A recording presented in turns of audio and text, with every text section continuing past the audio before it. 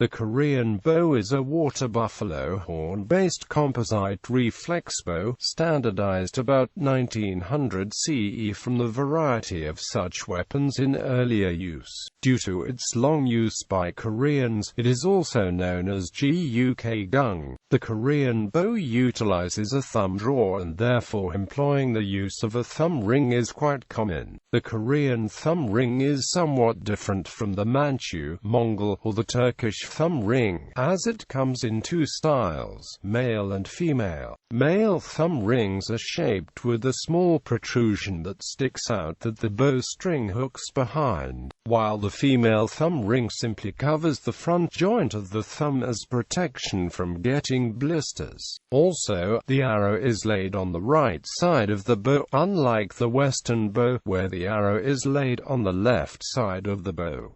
Gangsul, Korean, Hanya, sometimes also romanized as Gungsul, literally means techniques of the bow or skill with the bow. Quote, it is also referred to as Korean traditional archery. Gangdu, Korean, Hanya, is another epithet for traditional Korean archery, as used by Koreans.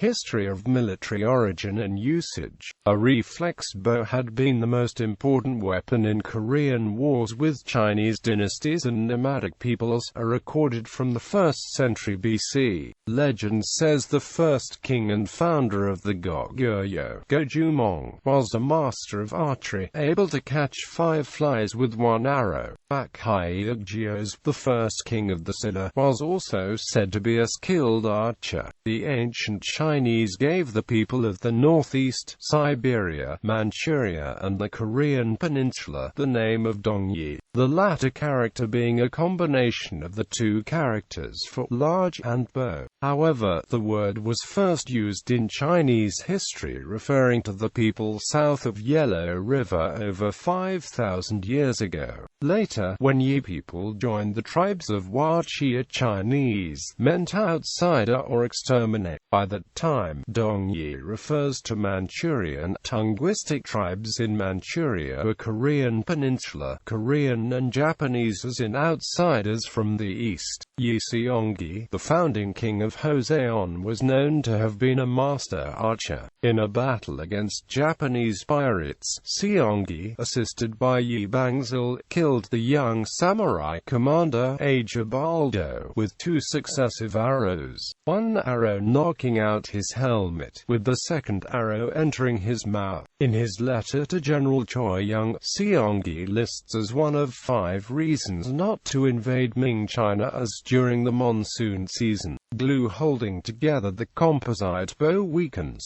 reducing the effectiveness of the bow. The founding of Joseon dynasty saw the retention of the composite bow as the mainstay of the Joseon military. Archery was the main martial event tested during the military portion of the national service exam held annually from 1392 to 1894.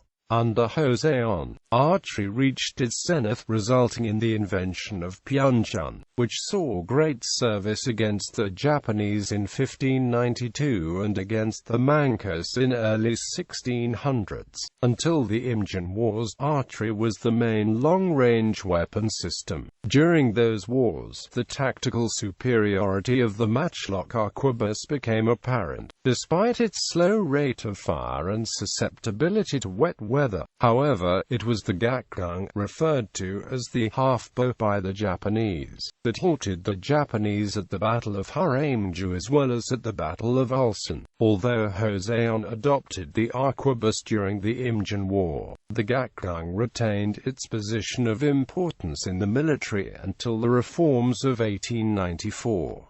Under King Haojong's military reforms, an attempt was made to revive horse archery as a significant element of the military. It was also practiced for pleasure and for health. Many young males, including the king, and many females would spend the free time practicing it.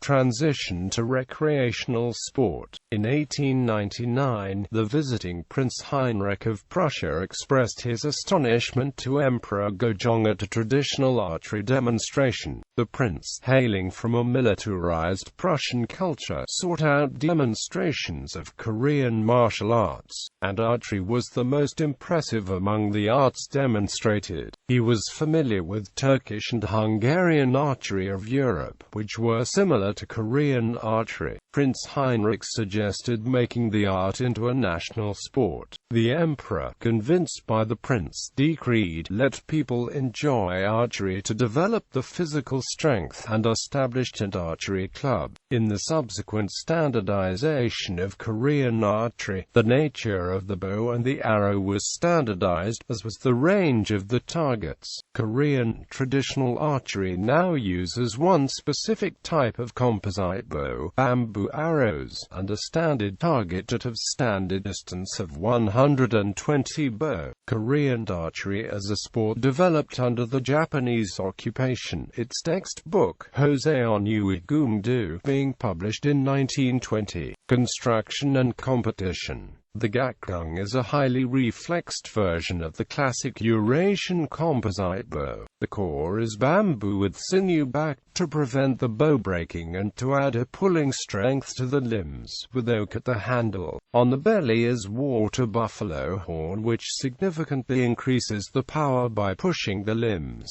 This combination of horn which pushes from the belly and sinew that pulls from the back is the defining strength of the bow. The size, the stiffened outer ends of the limbs, are made of either mulberry or black locust spliced onto the bamboo. The glue is made from isinglass.